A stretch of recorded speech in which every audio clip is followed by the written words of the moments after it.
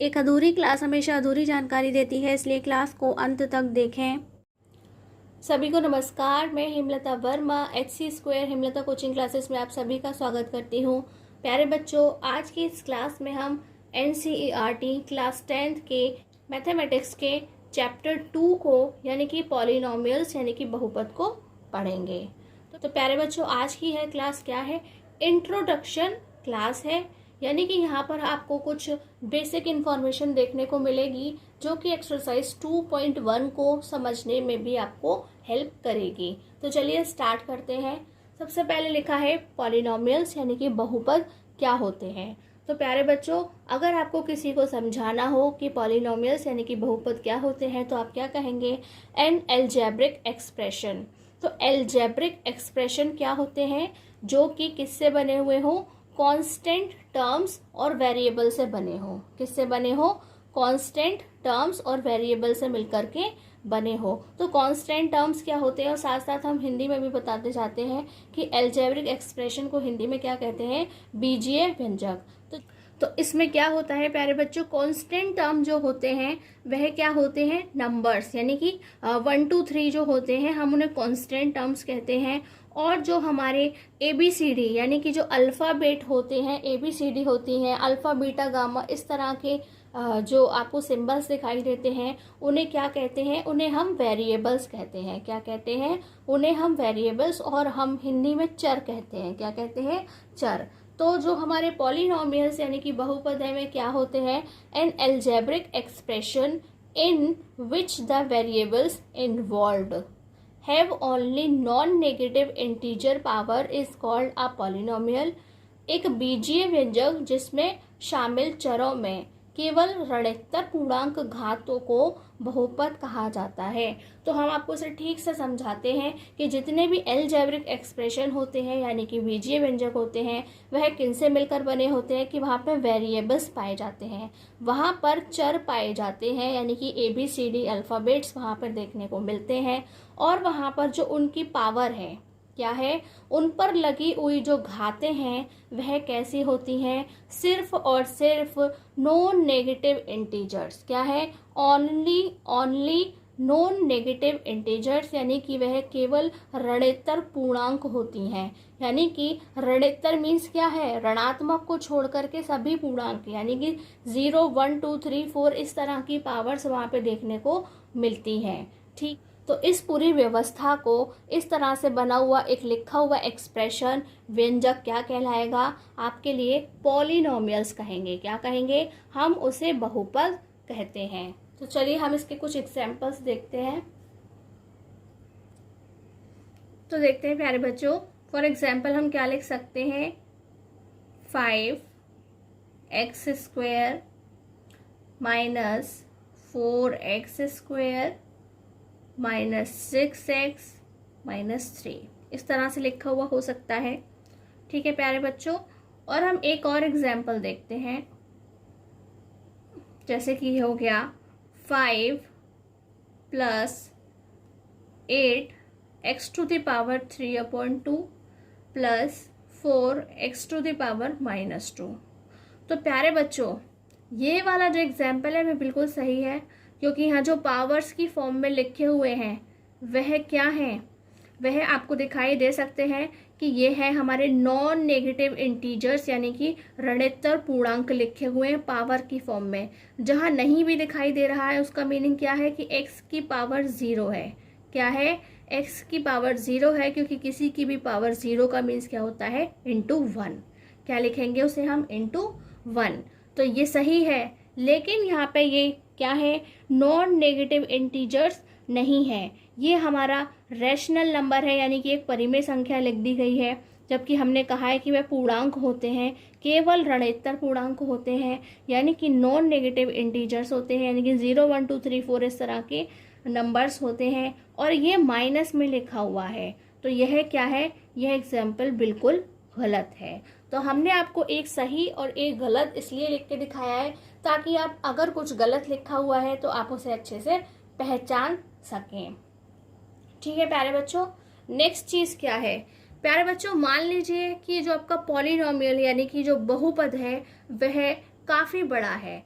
तो अगर वह काफ़ी बड़ा होगा तो उसे किस तरह से लिखते हैं, सिंबॉलिक फॉर्म में। एल्जेब्रिक एक्सप्रेशन में उसे किस तरह से लिखा जाता है, तो ये आप लिखेंगे a0 x to the power n plus a1 x to the power n minus 1। यानी कि यहाँ पर काउंटिंग बढ़ेगी और यहाँ पर एक एक पावर घटेगी। n माइनस 1 मीन्स अगर n 10 है तो n माइनस 1 का मीन्स क्या हो गया, 9। और जो काउंटिंग है वह 0 से 1 पर आगे बढ़ रही है।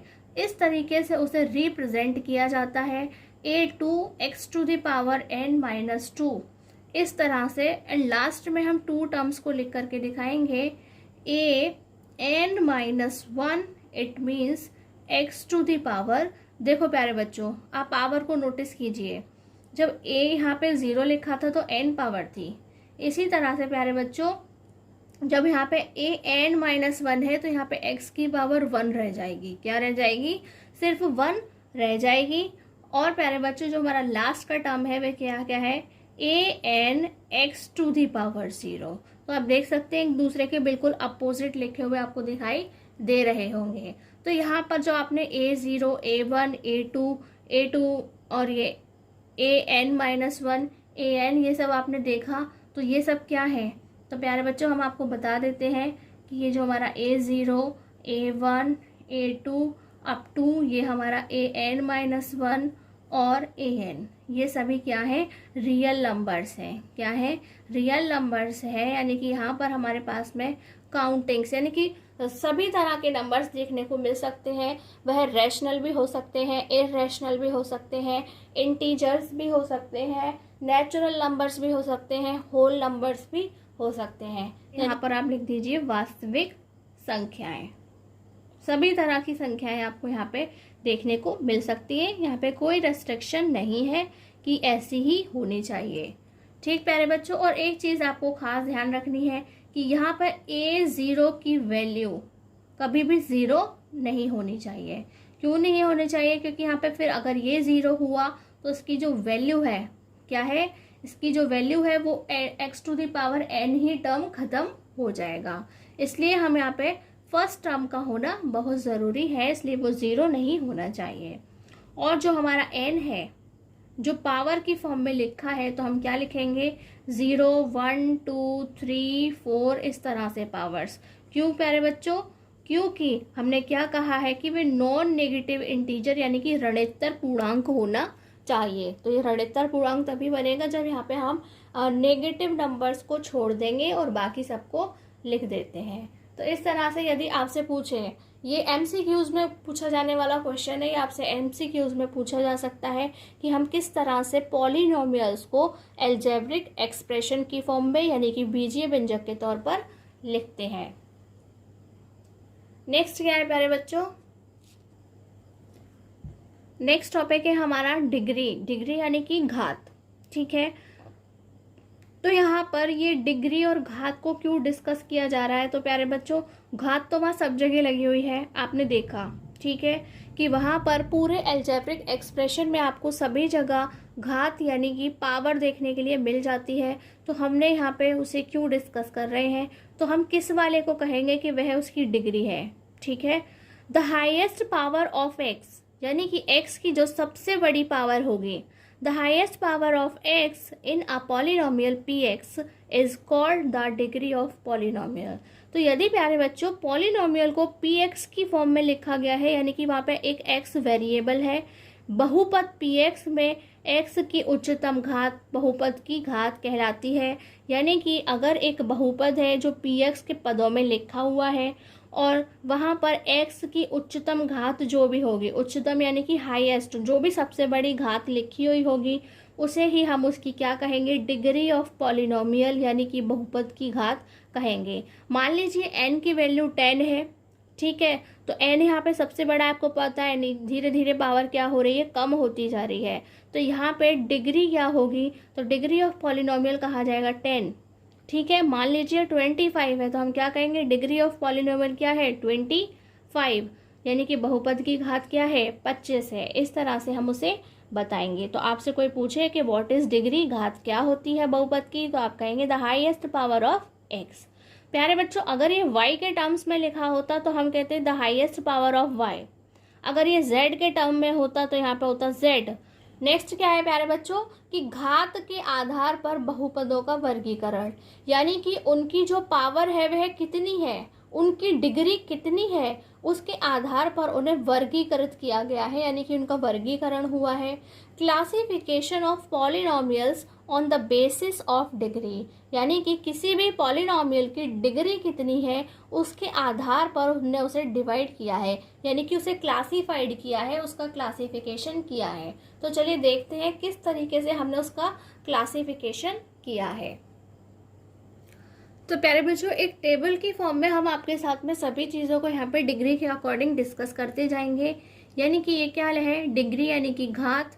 अगर किसी की डिग्री कितनी है तो वहाँ पे जो पॉलिनोमियल है यानी कि बहुपद है वह किस तरीके से होगा, उसका क्या नाम होगा, और प्यारे बच्चों उसका जो सामान्य सूत्र है यानी कि जनरल फॉर्मूला जिससे हम उसे पहचान सकते हैं या फिर बता सकते हैं उसके बारे में बताएंगे। और यहाँ पर हम एग्जाम्पल्स यानी कि उदाहरणों को बताते जाएंगे। तो प्यारे बच्चों, अगर किसी की डिग्री क्या है 1, क्या है, अगर किसी की सबसे बड़ी पावर 1 है तो वह क्या कहलाएगा, तो आप कहेंगे हम उसे रैखिक बहुपद कहते हैं। क्या कहते हैं, हम उसे रैखिक बहुपद, और इंग्लिश में हम कहते हैं लीनियर पॉलिनोमियल। क्या कहते हैं, हम उसे लीनियर कहते हैं। और प्यारे बच्चों, जो इसका जनरल फॉर्मूला है वह क्या है, ax प्लस बी, यानी कि x की पावर यहाँ पे क्या है 1। जहां पर एक चीज बिल्कुल क्लियर है कि जो a है उसकी वैल्यू 0 नहीं होनी चाहिए। अगर a की वैल्यू 0 हो जाएगी तो x की पावर जो 1 है उसका टर्म खत्म हो जाएगा। और हम एग्जाम्पल की बात करते हैं तो हम यहाँ पे लिख सकते हैं 5x 2x plus 3x minus 6। जहां पर भी x की पावर 1 है हम उसे इस तरीके से लिख करके दिखा सकते हैं। नेक्स्ट देखते हैं प्यारे बच्चों, अगर पावर क्या है, सबसे बड़ी हाईएस्ट पावर यानी कि 2 है, अगर उसकी डिग्री यानी कि घात 2 होती है तो वह क्या कहलाता है, द्विघात। हिंदी में क्या कहते हैं, द्विघात कहते हैं 2 घात वाले को, और इंग्लिश में कहते हैं क्वाड्रेटिक। क्या कहते हैं, इंग्लिश में हम उसे क्वाड्रेटिक कहते हैं। और प्यारे बच्चों, उसका जो जनरल फॉर्मूला है वह क्या है, ax square plus bx plus c। यहाँ पर भी यह बात बिल्कुल फिक्स्ड है कि जो a है वह 0 नहीं होना चाहिए। क्या है, a does not equal to 0। और प्यारे बच्चों, फॉर एग्जाम्पल की अगर हम बात करते हैं तो हम एग्जाम्पल क्या लिखेंगे, ये हो गया हमारा 6x square minus 4x minus 3। इस तरीके से हमने एक एग्जाम्पल लिख दिया जिसके सबसे बड़ी पावर क्या है, 2 है। हाईएस्ट पावर क्या है, 2 आपको देखने को मिलती है। नेक्स्ट क्या है, अगर किसी की डिग्री है 3 तो हम उसे हिंदी में क्या लिख सकते हैं, त्रिघात या फिर घन। क्या लिख सकते हैं, त्रिघात, या फिर हम उसे घन लिख सकते हैं। और प्यारे बच्चों, इंग्लिश में हम उसे कहते हैं क्यूबिक।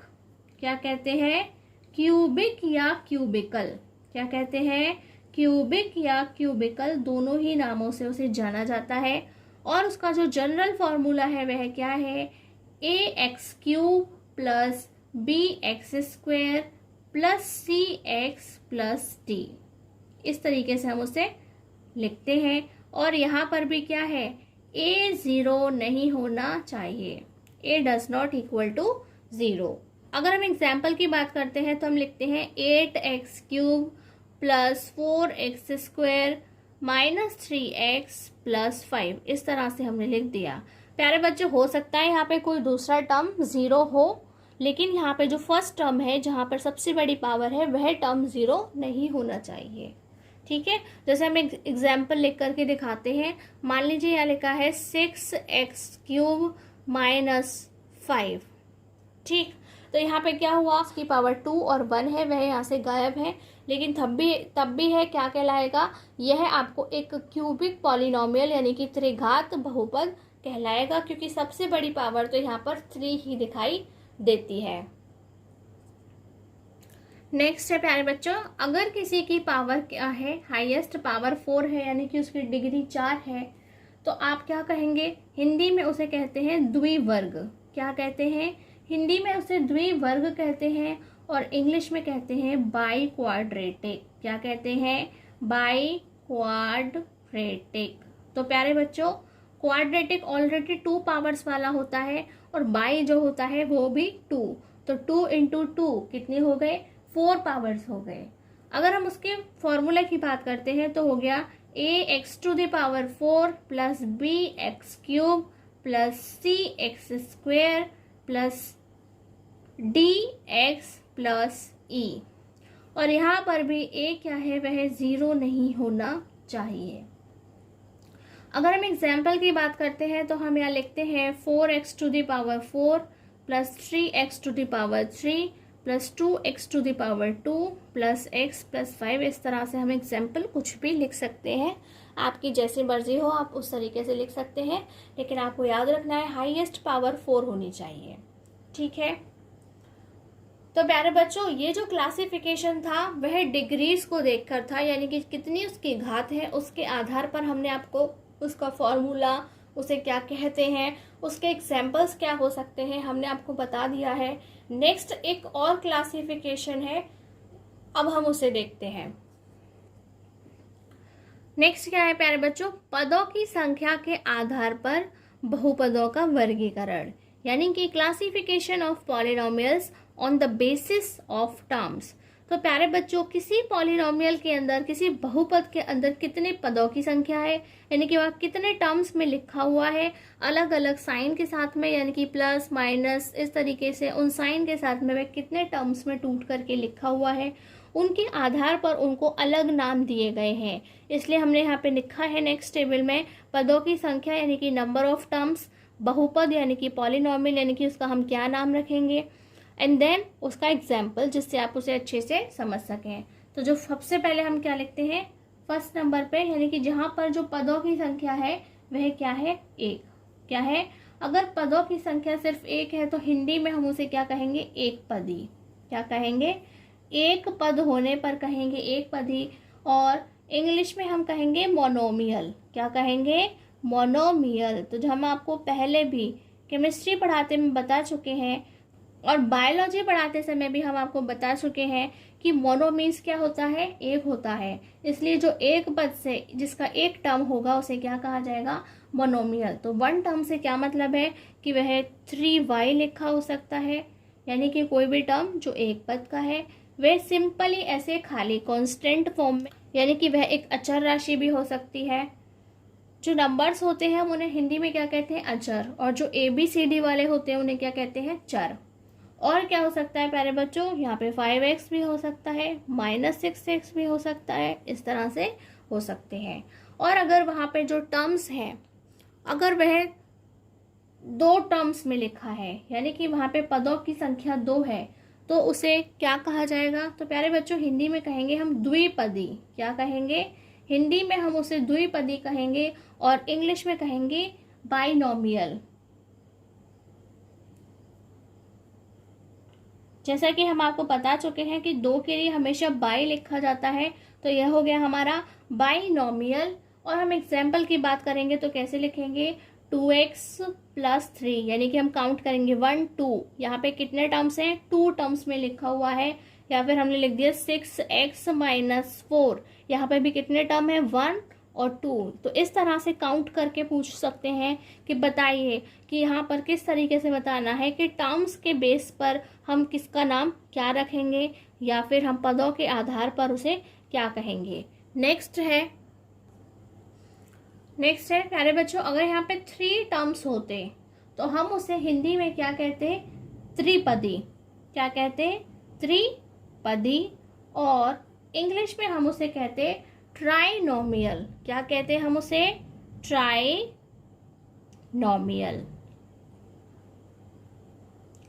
और हम एग्जाम्पल की बात करें तो हम क्या लिख सकते हैं, 2x⁴ प्लस 8x प्लस 6। प्यारे बच्चों इतना ही नहीं है, ज़रूरी नहीं है इनकी पावर बिल्कुल इसी तरह से चल रही होगी। हो सकता है यहाँ लिखा हो 4x⁴, फिर यहाँ पे लिखा हो 8x² प्लस 5। तो आपको सिर्फ टर्म्स पर ध्यान देना है, उसकी पावर्स पे ध्यान नहीं देना है। इस तरह से भी आपको देखने को मिल जाता है। प्यारे बच्चों, आज का नेक्स्ट और लास्ट टॉपिक क्या है?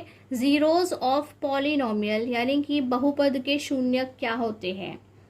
तो प्यारे बच्चों, नाम से आपको दिखाई दे रहा है जीरो, तो हम कहेंगे कि अगर आपको, अभी हम इसे पढ़ा भी नहीं रहे हैं, वैसे ही बता रहे हैं कि अगर किसी पॉलिनोमियल के अंदर, चाहे वह x के टर्म में हो, y के टर्म में हो, तो अगर वहां पे हम x की जगह पे एक नंबर लिख देते हैं, मान लीजिए 1, और 1 लिखने के बाद उसकी जो वैल्यू है वह 0 आ गई, तो हम उसी नंबर को क्या कहेंगे?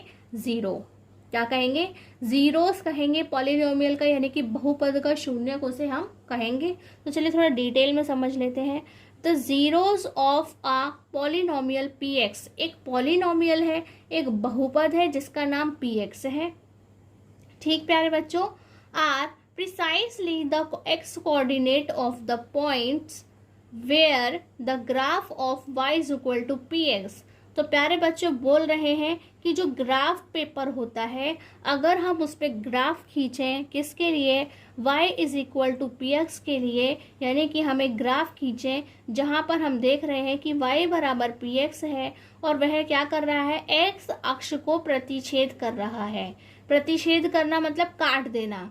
इंटरसेक्ट द एक्सिस, क्या कर रहा है? एक्स एक्सिस को वह काट रहा है, इंटरसेक्ट कर रहा है, और वहां पर जो x है, क्या है? जो x है वह क्या है? a के इक्वल मान लिया है। a की जगह हम कोई सा भी नंबर बोल सकते हैं, is a zero of polynomial.